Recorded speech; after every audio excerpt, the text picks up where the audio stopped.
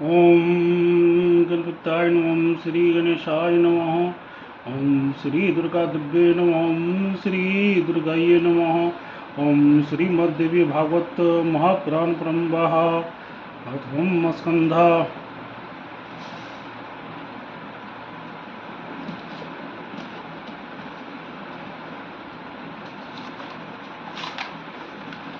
तुम्हें माता च पिता तुमेव, तुमेव बन्धुश्च सखा तुमेव, तुमेव विद्या द्रविणं तुमेव, तुमेव सर्वं देवदेव। ओम नमः चंडिकाय नमः। ओम श्री दुर्गा दिव्ये नमः। ओम श्री दुर्गाये नमः। ओम श्री दुर्गा दिव्ये नमः। ओम श्री दुर्गाये नमः।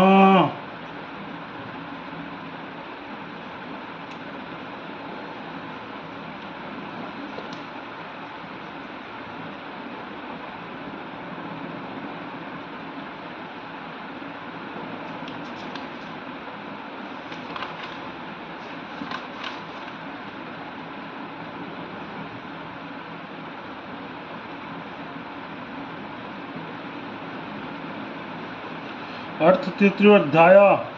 सूत जी द्वारा पुराणों के नाम तथा उनकी श्लोक संख्या का कथन। उप पुराणों का प्रत्येक द्वापर युग में व्यासों का नाम।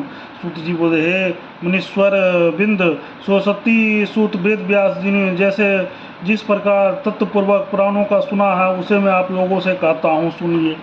उनमें से दो मोह वाले मत्स्य पुराण, मार्कंड पुराण, दो भो वाले भविष्य पुराण तथा भागवत, तीन ब्रह वाले ब्रह्म ब्रह्म ब्रह्मकुंड ब्रह्मवेत्त पुराण, चार व वाले वामन विष्णु वायु और वराह पुराण, अ वाला अग्नि पुराण, ना वाला नारद पुराण, प वाला पद्म पुराण, लिंग वाला लिंग पुराण, गौ वाला गरुड़ पुराण, कु वाला कुर्म पुराण, शक वाला स्कंद पुराण।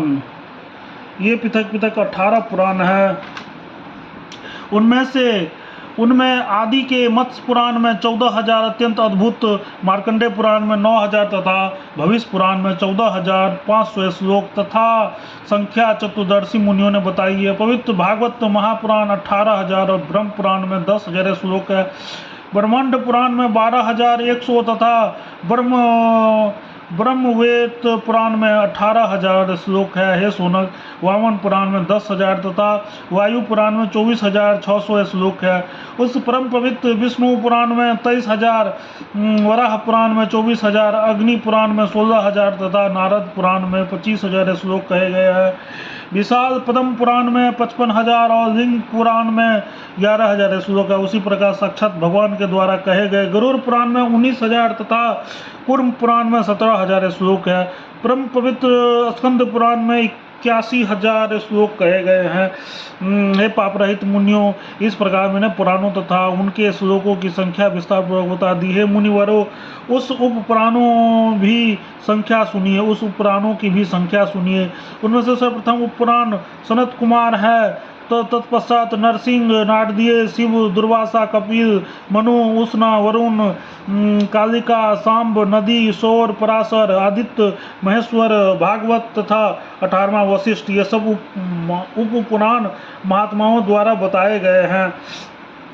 सत्यवती तनय वेद व्यास जी ने 18 पुराणों की रचना करने के बाद उन्हीं विषयों के विस्तार पूर्वक उस अतुलनीय महाभारत का प्रणयन किया। प्रत्येक द्वापर युग में भगवान वेद व्यास जी ही धर्म रक्षात पुराणों की यथाविधि रचना करते रहते हैं। जब जब द्वापर युग आता है तब तो साक्षात भगवान विष्णु ही व्यास जी के रूप में अवतीर्ण होकर सर्वलोक हितार्थ वेद के अनेक भेदों पर भेद करते हैं।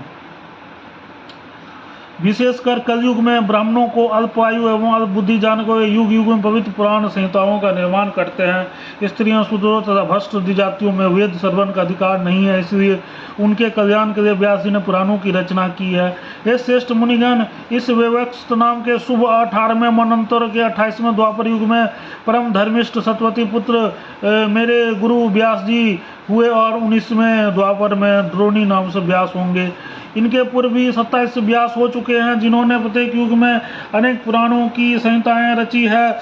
ऋषियों ने कहा, हे महाभाग सूत जी, अब आप पूर्व काल में प्रत्येक द्वापर युग में अवतीर्ण हुए पुराण वक्ता व्यास जी की कथा कहिए। सूत जी बोले, सृष्टि के बाद सर्वप्रथम द्वापर युग में स्वयं ब्रह्मा जी ही व्यास के रूप में प्रकट होकर वेदों का विभाजन किया। दूसरे द्वापर में प्रजापति व्यास बने, तीसरे द्वापर में शुक्राचार्य, चौथे द्वापर में बृहस्पति, पांचवें में सूर्य तथा छठवें में यमराज ही साक्षात व्यास बने थे। सातवें द्वापर में इंद्र, आठवें में वशिष्ठ मुनि, नौवें में सारस्वत और 10वें द्वापर में त्रिधाम जी व्यास हुए। 11वें में त्रिविश, 12वें में भारद्वाज मुनि, 13वें में अंतरिक्ष, 14वें में द्वापर में धर्मराज स्वयं व्यास बने। 15वें द्वापर में त्यारुणी, 16वें में धनंजय, 17वें में मेघातिथि तथा 18वें द्वापर में वर्ती मुनि व्यास हुए। 19वें में अत्रि, 20वें में गौतम और 21वें द्वापर में हरात्मा उत्तम नाम के व्यास कहे गए। 22वें वाजसर्वावेन, 23वें में आयुष्मान सोम, 24वें में तृण बिंदु तथा 25वें द्वापर में भार्गव व्यास हुए। 26वें में शक्ति, 27वें में जातुकर्ण, 28वें द्वापर में कृष्णदेव पयान जी व्यास हुए। इस प्रकार 28 व्यासों का नाम जैसे मैंने सुना था वैसे बता दिया है।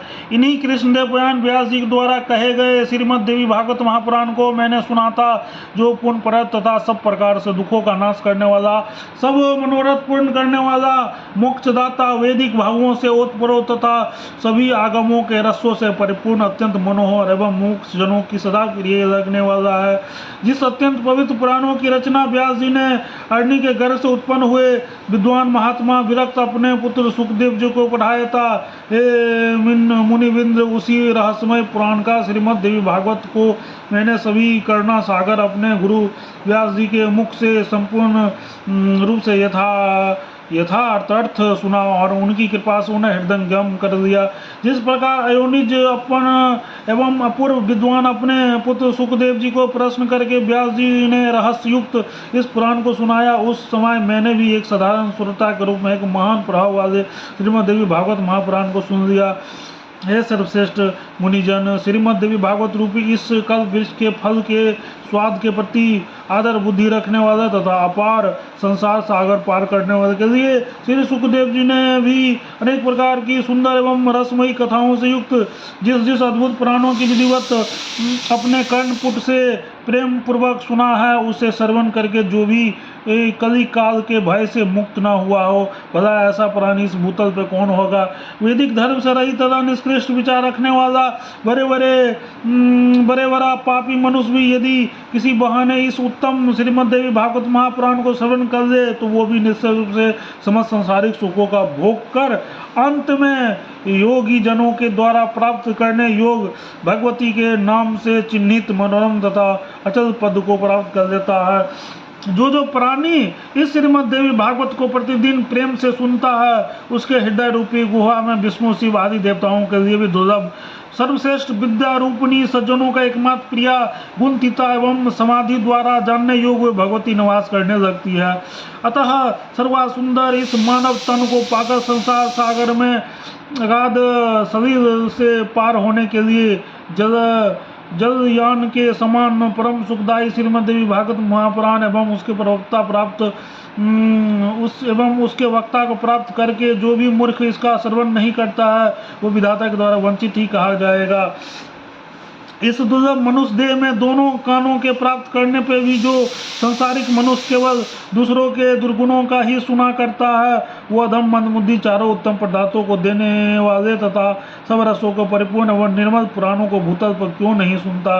इति श्रीमद् देवी भागवत महापुराण संहिताया प्रथम स्कंदे पुराण वर्णनं पूर्वकृत व्यास वर्णन नाम तृतीयोऽध्यायः। ओम तत्सत्। प्रेम से बोलो जगत जननी जगदम्बा माता की जय, दुर्गा महारानी की जय।